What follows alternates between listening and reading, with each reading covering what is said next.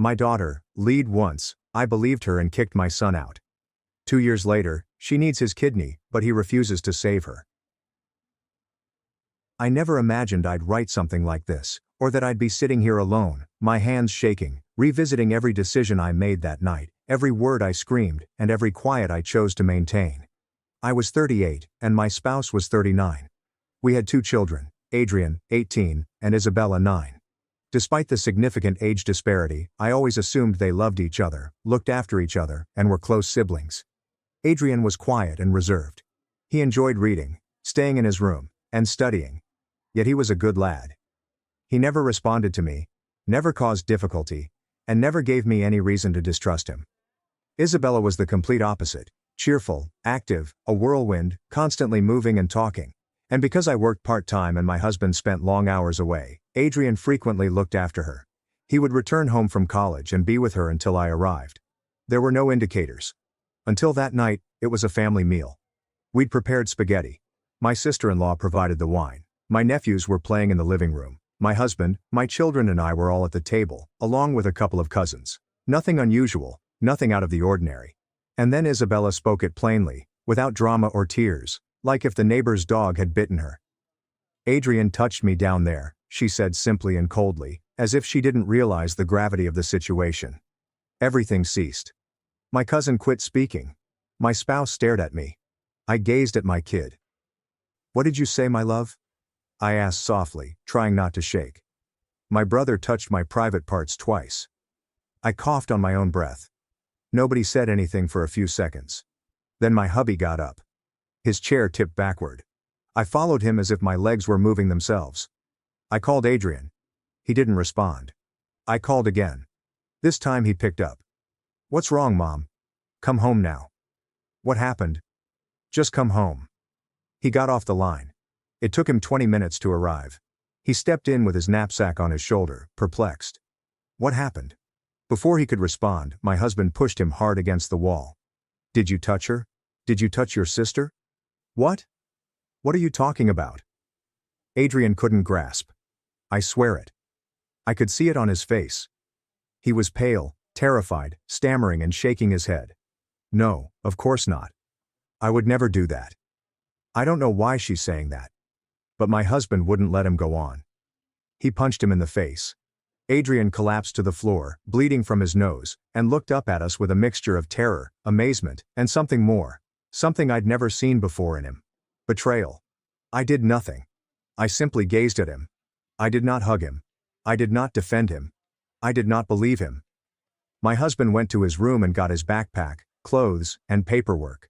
He went outside, flung everything on the doorstep and screamed, "You're dead to us, never come back." Adrian was crying, practically begging. He said he didn't comprehend and it wasn't true. "Please don't kick me out." And I simply stood there clutching Isabella. No word, not a single one. We excluded him from everything. We changed the locks and canceled his college support. He never returned to that house or made another call.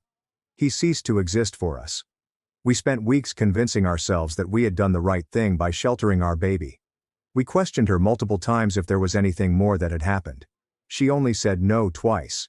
And we never took her to a psychologist because we thought our love was enough and we blindly believed her. For a while, it appeared that peace was returning. Isabella played, smiled, and slept better. I started sleeping too, until the dreams started. I would see Adrian on the floor, his face bleeding, his eyes wide, gazing at me, his mother, and asking, "Why?" Because I didn't inquire, I didn't doubt, I simply acted. That was the night I completely destroyed him. Months have passed since we kicked Adrian out. Months of silence, denial, and thinking we'd done the right thing. Isabella smiled again, playing. She even mentioned that she felt safer today. I viewed that as a sign that we had acted appropriately. My husband never brought up Adrian's name again. Whether I indicated that I missed him or inquired whether we knew anything about him, his expression would freeze me from the inside. Adrian didn't exist for him anymore. Until that Saturday, Isabella was on her way to art class. An elder cousin was driving her. It was a calm afternoon. I was folding laundry when the phone rang. I don't recall much of the call. Only a few words remain in my ear. Accident, head-on collision, ambulance, one person killed. The girl is in critical condition. My husband followed me as I hurried to the hospital. We arrived as she was being brought to the ER. There was blood, there were shrieks. Doctors were scurrying everywhere. I saw her pale, unconscious little face covered in tubes. For a little moment, the world fell silent again. My niece was killed in the impact. Isabella lived, but only barely. The diagnosis was straightforward: serious damage to her left kidney, several internal hemorrhages, and contusions. She would require immediate surgery, most likely a transplant. The physicians advised us that time was of the essence and that we should be prepared for the worst. We spent days in the ICU. I never left her side, sleeping on a chair and refusing to eat. I simply stared at the machines that kept her alive. My husband became a statue. He didn't speak or cry. He was simply there. One night Isabella opened her eyes. She was weak. She couldn't speak clearly, but she recognized me. She gave me a small grin and asked, "Mom, do you think there is a heaven?" My throat tightened. "Yes, my love, of course there is." "And do you think bad people can go there if they're sorry?" "Why do you ask that, sweetheart?" She took a break. Her gaze grew far away. "Because I did something very bad. Something exceedingly awful." I felt my stomach drop. "A few months ago I lied to you. I lied about Adrian." I didn't speak. "What? What did you lie about?" "I made it up, Mom. The part about him touching me. It wasn't true. I was just angry because he wouldn't let me use his tablet. I wanted to punish him. I thought if I said something I don't know. I didn't think all of that would happen. Then I became afraid and didn't know how to convey the truth." Her eyes flooded with tears. Mine had already overflowed. "I killed my brother," she replied, sobbing. "And now I'm going to die too." I clutched her, as if I might draw her soul into mine. "Don't say that. You're not going to die. Forgive you. I'm right here with you." But inside, a fracture was tearing me apart. Not for her, but for him. Adrian. For his expression on the floor and his quiet. That night I returned home. I dragged myself like a dying beast. I told my hubby everything. He was calm. He didn't say anything for several minutes. Finally, without looking at me, he murmured, "We're not going to judge her. What's done is done," and walked away. His apathy hurt me more than his fist that night, but I couldn't take the stillness any longer. In the early hours of the morning, I looked for Adrian. His phone number was disconnected. I found him after searching social media platforms. A profile image without a face indicates a semi-abandoned account. I emailed him, "Hi, it's me. Please just read this." He did not respond.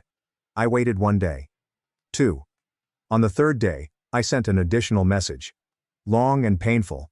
I informed him about the accident, Isabella, and the confession. I told him I wasn't expecting him to forgive me. I just wanted him to know Mom wanted to see him, that she didn't have much time, and that we weren't asking for anything else. Hours later, a response. "You all hurt me too much. I don't know if I can forgive, but if she's as bad as you say, I'll go one last time." My hands trembled as I texted him the hospital location. I heard nothing else for 3 days. I was in the hallway when I noticed him. Adrian is leaner, has dark circles under his eyes, and wears basic clothing.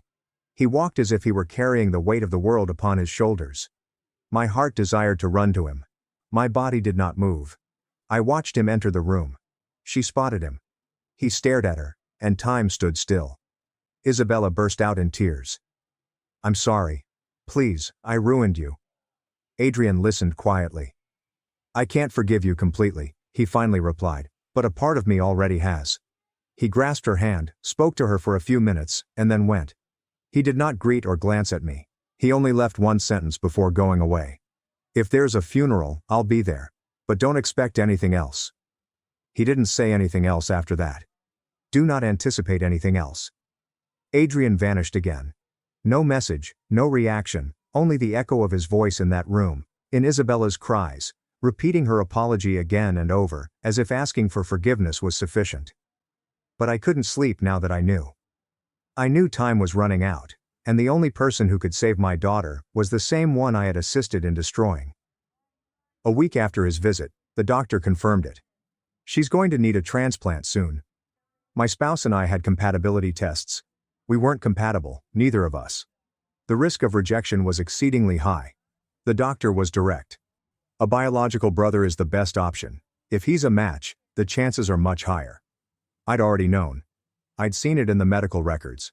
They have the same blood type. O positive. Even though I knew I had no right, I looked for him again.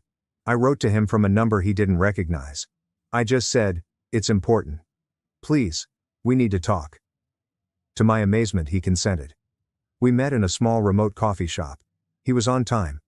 He strolled in alone without looking at anyone. He was wearing the same modest clothes and carrying a rucksack on his shoulder. However, his eyes were different. They were no longer the eyes of a hurt youngster, but of someone who had learnt to accept the emptiness.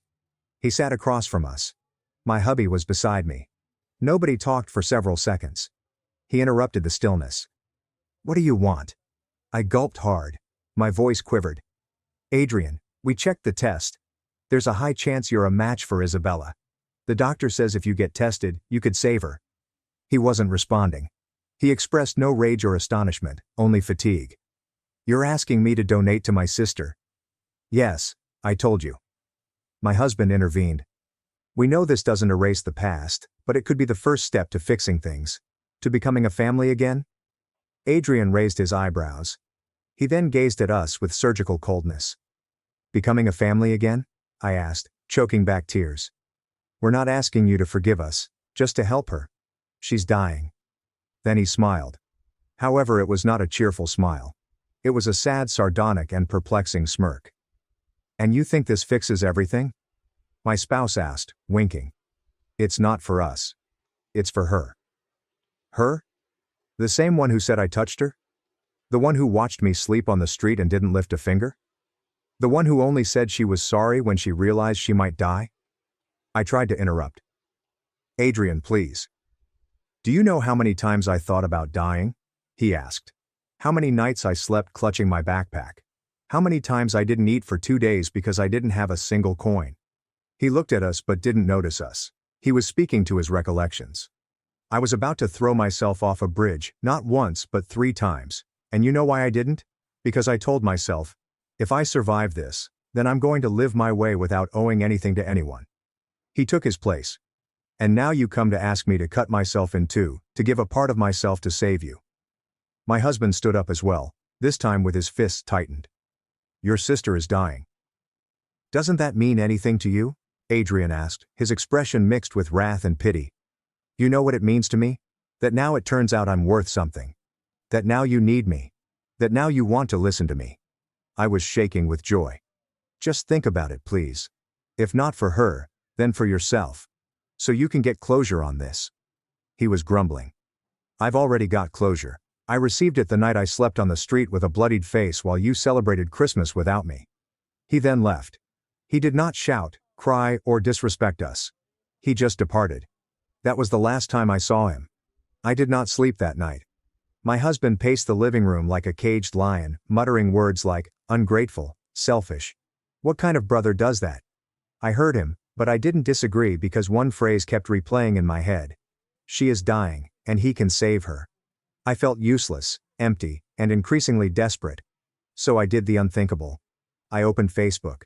I shared a photo of Isabella in the hospital. Tubes, dark circles, her little face sleepy, delicate on the verge of death. I wrote a lengthy, honest, yet twisted text. I informed them that we needed a donor, that her brother was a match, that we had already apologized, that the girl had sought forgiveness, and that he was the only thing missing. I tagged him, using his full name, and concluded with a condemnatory sentence. What kind of monster refuses to save his sister when he has the power to do so? First there was silence. Then the post blew up. Dozens of reactions, hundreds of comments, initially from acquaintances, then relatives, and finally from complete strangers. Everyone held an opinion. Everyone pointed fingers. Everyone judged. Seriously, he's going to let a little girl die? A kidney, it's one kidney, you can live with one. After everything she suffered, it's the least he could do. What kind of human trash? A life for a life. It makes up for the damage. Some people went even further. A monster disguised as a victim. Anyone with a heart would donate without thinking. Maybe he did what the girl said, and that's why he doesn't want to help. That one hurt more than I expected because, despite knowing Adrian was innocent, I had made him the target again. I had unleashed a digital mob, but in my mind, I kept thinking the same thing. If he feels forced, he might say yes. Several hours passed. I reloaded the post every 5 minutes, waited, and checked his profile. Nothing. Until about 4 hours later he responded. Instead of a remark or a private message, send a video. He shared a roughly 5-minute video on his profile, and it received hundreds of reactions in less than an hour. It began with him sitting on a bench, an empty park in the background, plain clothes, untidy hair, and deep dark circles, yet with an expression I couldn't recognize. He started.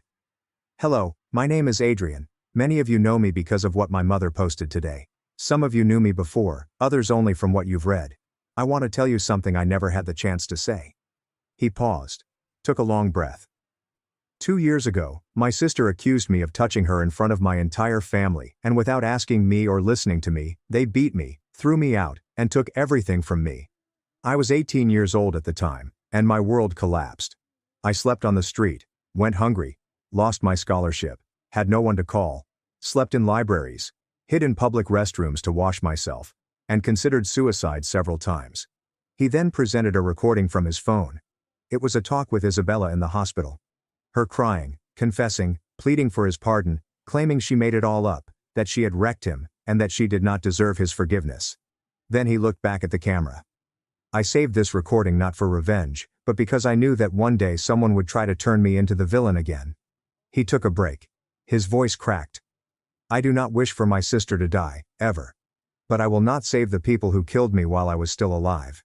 I will not give them a piece of my body as a currency for their redemption. I am not their second chance. He ended with a heartbreaking sentence.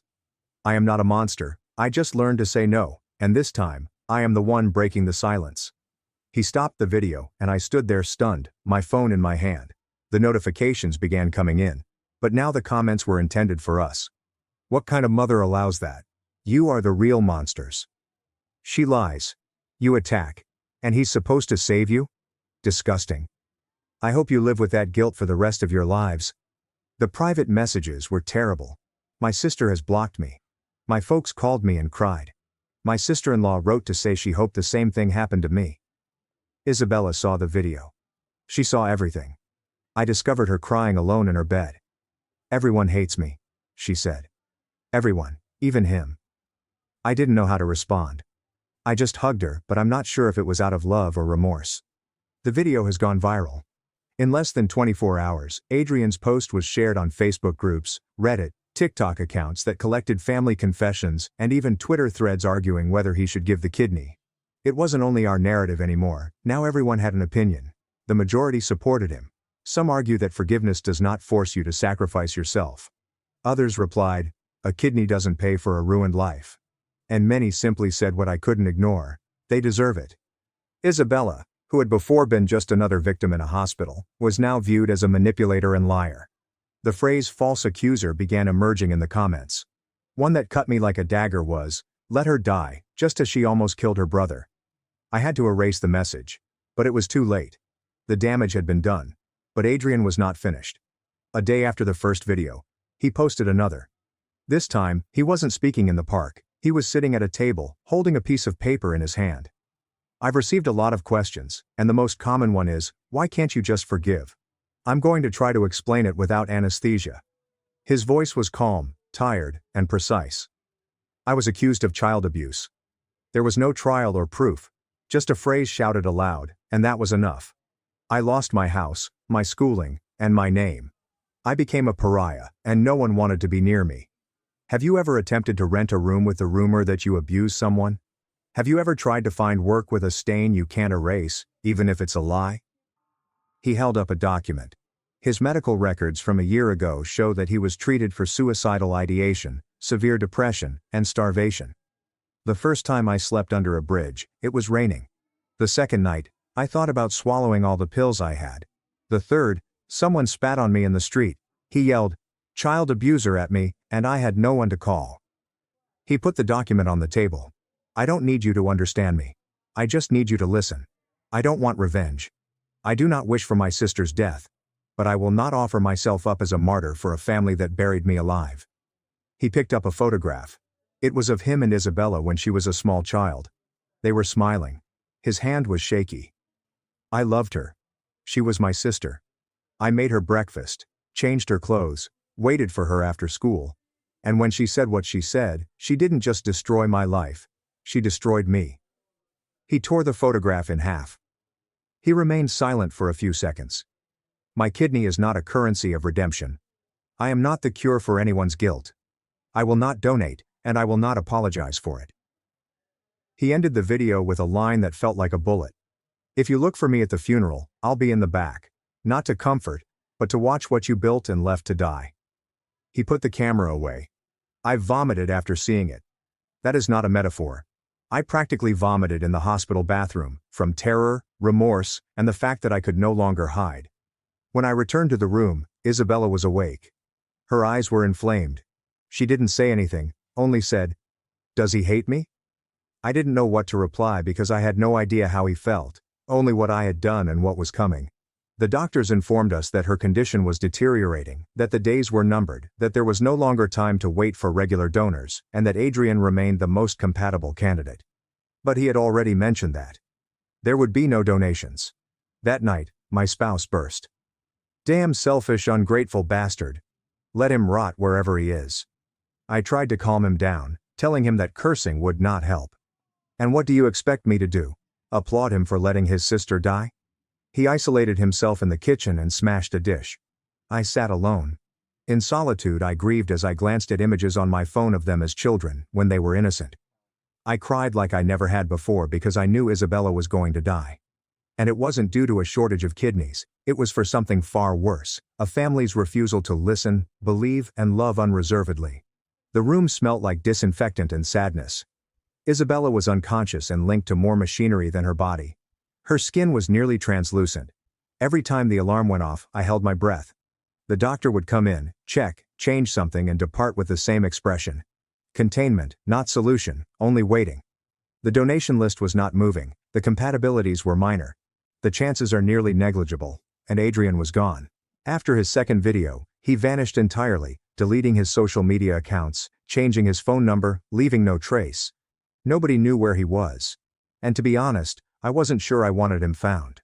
Not for his sake, but because I was concerned about what my husband would do if he ever saw him again. The days passed like sluggish blades. The hateful messages were no longer visible. They were now private. Some wrote to wish me strength. Others would tell me I deserved every moment of pain. A woman I didn't know sent me a message. "Proud of yourself now. You raised a daughter who lied and a son you destroyed." I hung up the phone. I did not switch it on again. One morning in the early hours, the doctor summoned us. The sentence was direct. "Prepare yourselves.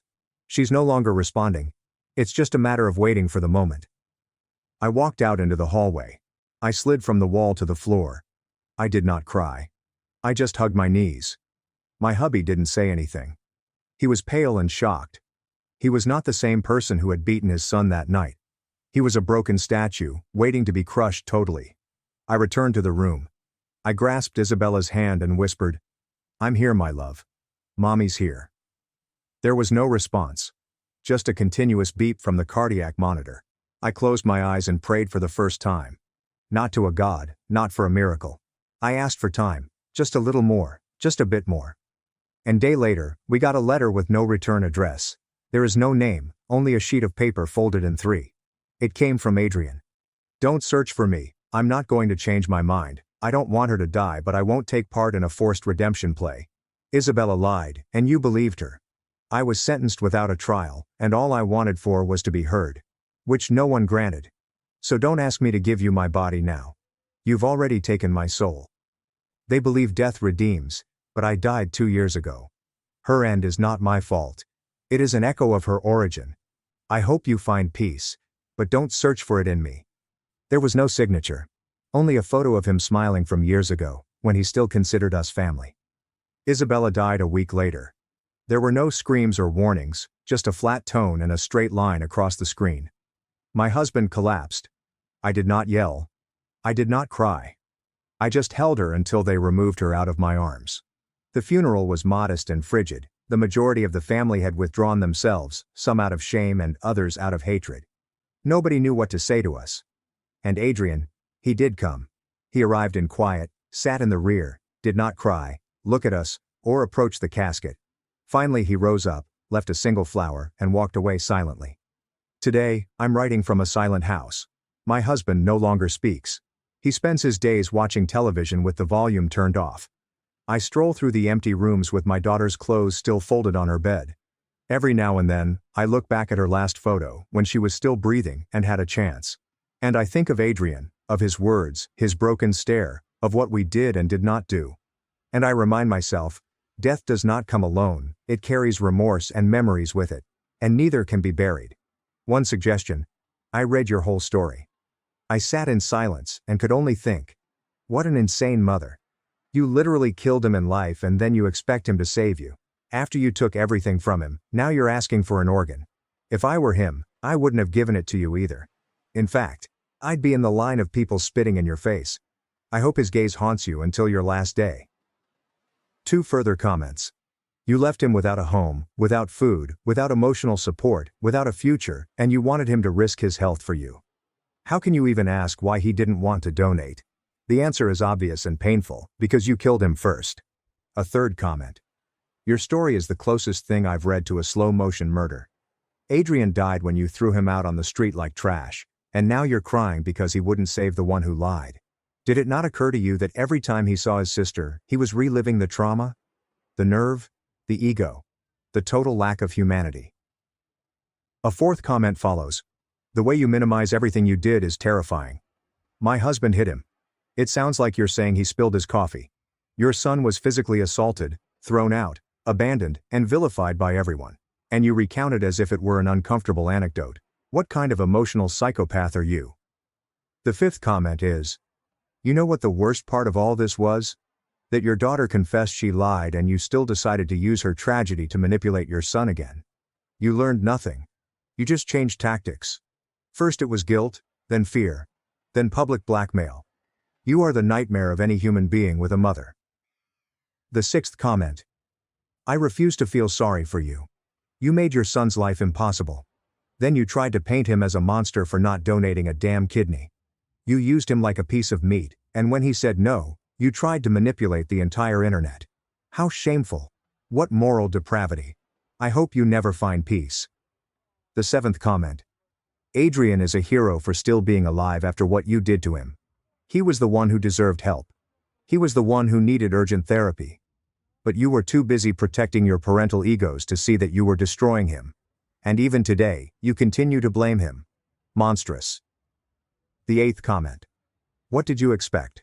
That he would give you the kidney and then you'd all pose for a reconciled family photo? This isn't a fairy tale. This is real life. And in real life, the people you destroyed don't come back when it's convenient for you. They don't forgive you automatically. They don't save you just because you're bleeding crocodile tears. Comment 9 is as follows. You used his pain as a public weapon, you exposed him with his full name, you humiliated him after having already thrown him onto the street. And you wonder why he blocked you? The question should be, how did he not sue you? Because he had more than enough reason. It's a miracle you're not in jail.